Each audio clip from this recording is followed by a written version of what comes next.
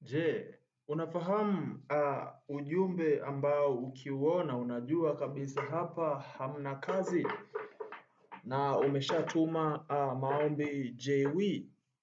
Karibu tena kwenye channel yetu Ajira Update, na bila kusahau ya kwamba tunapokea maswali kwa njia ya maoni, hivyo usisite kuuliza swali. Wapo watu wenye experience zaidi yetu. Tuende moja kwa moja kwenye point ya mada yetu.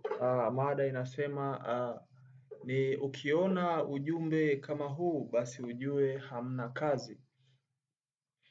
Cha kwanza, ukiona umetumiwa meseji inayosema tunakuomba uweze kutuma kiasi kadhaa ili tukuunge kwenye jeshi la JW ama upite kwenye usaili wa JWTZ, na kusisitiza usije ukachukulia maanani huo ujumbe, maana watakuwa ni matapeli. Kiufupi, hakuna mtu ambaye atakuomba pesa yako ili uende kwenye usaili wa JW.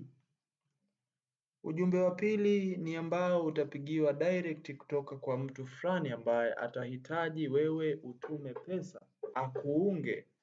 Atakuuliza maswali kwamba wewe ni fulani. Mara nyingi sana matapeli wanafuatilia details za mtu na namna gani ya kumteka. Kwa maana hiyo, kuwa makini sana ukiona ujumbe wa namna yoyote ile. Uchu wako wa kutafuta kazi usikufanye ukajiumiza mwenyewe. Hakikisha una stay positive, hakikisha unawasisitiza na wengine wasije wakapigwa hela zao. Ninaongea nikimaanisha ya kwamba wapo wengi watatumiwa ujumbe ambao sio sahihi, wapo wengi watapigiwa na watu ambao sio sahihi. Hivyo hakikisha hautoi pesa yako hata 10 mfukoni. Umenielewa?